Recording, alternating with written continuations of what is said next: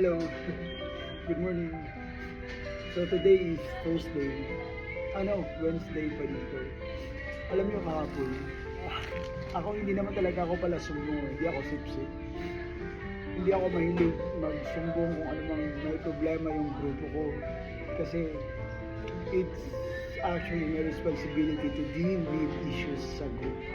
As a leader, it's really your responsibility to be in the middle. So, kailangan kung may problema man, dapat sarili, or it's like just kami-kami lang.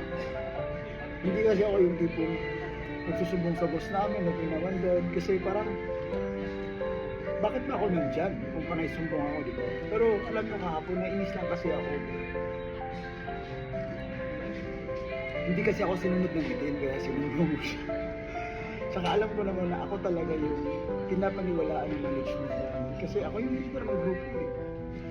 So, they really entrusted the group to my kakayahan. Naniniwala sila na pag Pinoy, magaling. Kaya yun, nagka-verbal warning tuloy yun. Ayoko sana na magkaroon ng ganun. Dito kasi, hindi ako, kagaya ng Pilipinas na makapag-memo ako, diba? Dito, sila yung mag-memo. So ako lang yung mag-memo. Parang gano'n. Ayun. Yun lang guys.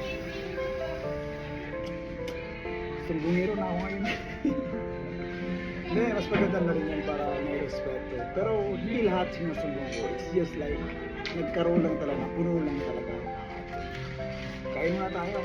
I have 3 houses to live. Until next time, bye-bye.